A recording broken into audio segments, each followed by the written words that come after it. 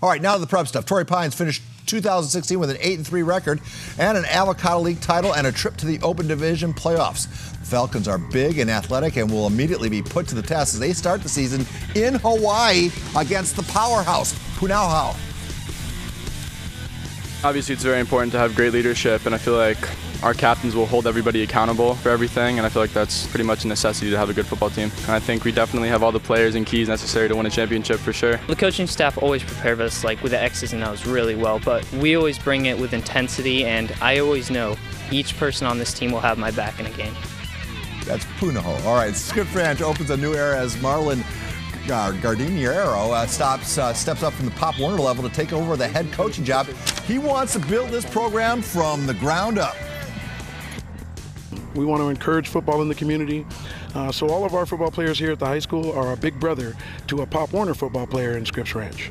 So we do what we can to get the kids together so they know what the future looks like here in the community. We have new coaches, complete new coaching staff, and it's just been great. We're just putting in a lot more work. Under the leadership of second-year coach Dean Tropp, the Eastlake Titans hope to regain dominance in the South Bay. They'll have kids by the name of Jalen Jackson and Mike Piatella all helping out. They'll lead a group of 15 starters buying into the new game plan.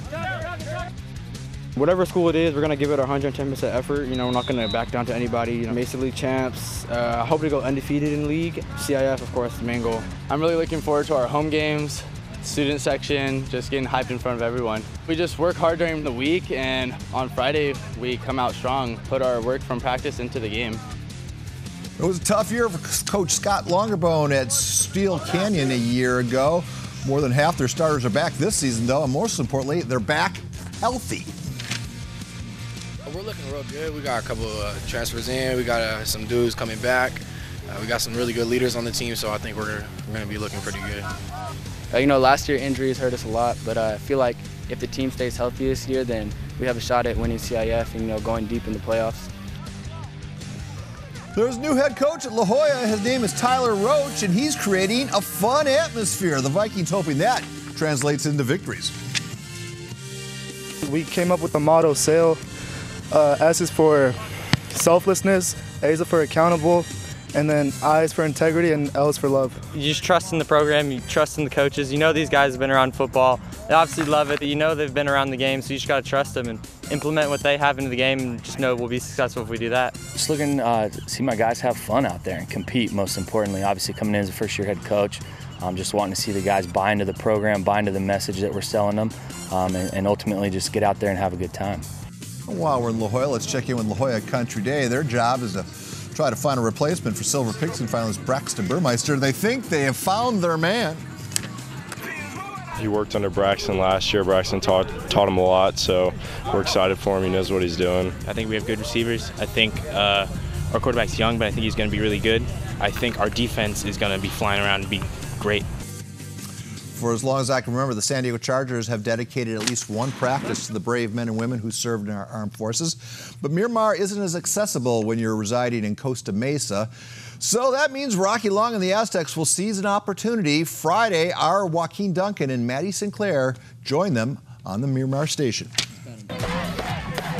It's a blessing, we're trying to get the whole city to rally behind us. We're the one city, one team. That's been the slogan for this year. We're willing and want to be the face of football for San Diego.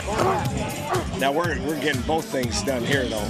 We're showing appreciation for them, but we're actually getting a practice in a different spot, which is kind of fun too. I always like coming to the military base because growing up I've always been on the base, seeing everything, meeting people all the time, them telling stories, them supporting me throughout football and stuff like that. Being a little kid like these kids over here, I remember trying to get autographs from professional teams that would come on the bases or whatnot, and looking up to those guys as role models and stuff. So it's really cool to be in those shoes now and give back. Being out here is kind of special to all of us, especially me, since my dad was in the Army for a long time. We stand behind each other like the military does.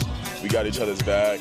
We communicate like the military does. Seeing them and talking to some of the seniors today, we kind of understand that, hey, they go through hard times just like we do. There are people out there that put their lives on the line for us, so we want to come back and show them the mutual respect that they show us. They give so much, and for something so little like doing this, that's the least we can do for all they do. Yeah, All right, rain showing up for the second round of the PGA Championship. What do you say we get to Quail Howell when the deluge breaks? The guys still on the course suddenly have very soft greens to shoot at, and boy, do they take advantage. Hideki Matsuyama taking advantage here. How does a 764 sound? Good for a share of the lead, which he shares with 33-year-old Kevin Kisner. Posting back-to-back 67s does Kisner. He's also 8 under. Those two go into the third round as your co-leaders. Some guys are still on the course, but mostly this is what it looks like. There's lots of big names moving up fast, including Jason Day. As for the notables, Brian Smock from Coronado had to withdraw, I'm assuming because of a back problem. Phil Mickelson is on his way home after missing the cut second major of the season. Let's hear from the leaders.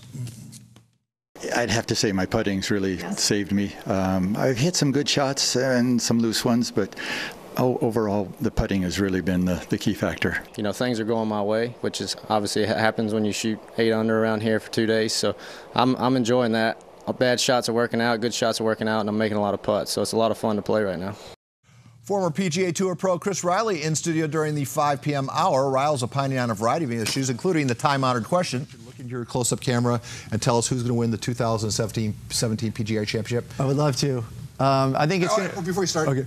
Only one name this time. Okay. Hideki Matsuyama is going to win the PGA Championship. Why?